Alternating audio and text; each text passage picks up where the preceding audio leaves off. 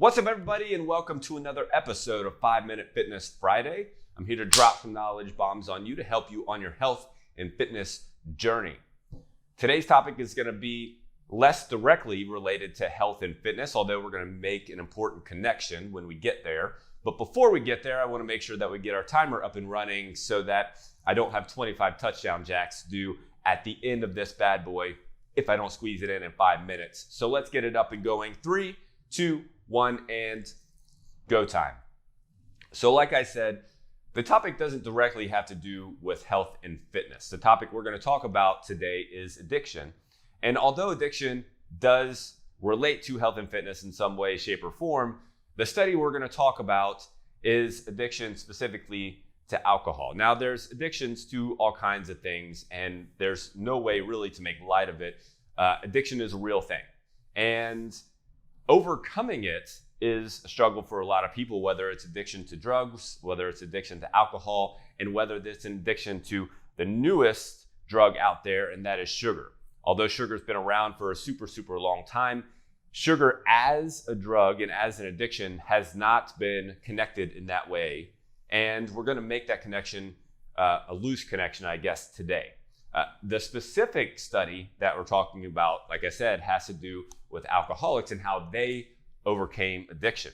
And the most effective way, not the most effective, but one of the best ways for them to start to do that was a simple mantra. Yes, a mantra. But before I get to that mantra, let's talk about the scientific-y part of this study. So what researchers did was scanned the brains of alcoholics. And what they saw was the further away an alcoholic got to their last drink, the easier it was for them to say no, and the easier it was for them to not have a drink moving forward. Also, the further away they got, the less likely they were to fall off the wagon, and the less harsh that wagon was when they fell. In other words, if they had a drink on Sunday and 2 weeks later they had a drink, the fall was a lot harder than if they had a drink, say, 2 months later. Because they were able to recover better, because they were able to convince themselves, hey, I can do this because I've done it for a longer period of time. But like I also said, there was a mantra that alcoholics repeated to themselves to help them get through that. And it was one of the most effective things that they found to be able to help move themselves forward day after day after day after day. The mantra that they said to themselves, not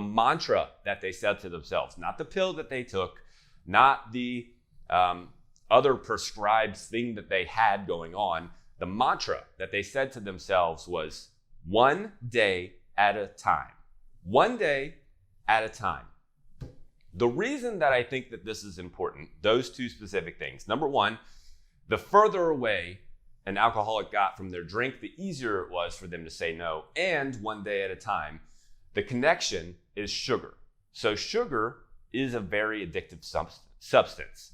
And research also shows that if you are the type of person who eats a lot of ultra-processed foods and you start to go away from it, the further away you get, the easier it is for you to say no. Also, when you're just getting started, one of the best ways for you to overcome the thought of, oh, I can never have this again, is to tell yourself 1 day at a time. 1 day at a time. This makes me reflect on something that our own lifestyle coach, TJ Trevis, has said specifically. She's lost 100 pounds. She did it almost a decade ago, a little over a decade ago at this point. But she said whenever she was losing her weight, what she would tell herself when she was confronted with a food that she was tempted by, she would tell herself, not today, not today. And it didn't matter if that was on a Monday, Tuesday, Wednesday, Thursday, Friday. She would just say, not today, because it's a trick to your mind to say, I'm not going to do it today. I'll do it tomorrow, but I'm not going to do it today. So when tomorrow comes and you're confronted with that thing again, you just say, not today. I'm making the decision to not do it today. That way, you're not freaked out by this idea that I can never have this thing again. I'll never do it. I'll never be able to have ice cream. You can make the decision, but you're just making the decision to not have it today and to take it one step, 1 day at a time. This also goes back to our idea of pursuing 1%. That's why we talk about 1% at a time, one day at a time, because that's what this thing's about. It's a journey. You will never be exonerated from your health and fitness. It'll never happen. I'm sorry, whatever the newest diet or the newest exercise program tells you, you will never be exonerated from your health and fitness. You will always be working on it, which is a good thing. That means you can always get better. You can always improve. You can always feel better. You can always have more energy. So the next time that you're struggling and the next time you're confronted with something that you feel like you're going to be tempted by, just tell yourself, one day at a time, not today, I can make the decision tomorrow.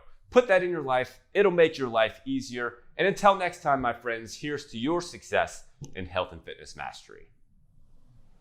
Check out more of our health and fitness videos on YouTube, Facebook, and Instagram. Be sure to like, follow, or subscribe so you never miss out on our new content posted daily that contains life-changing strategies.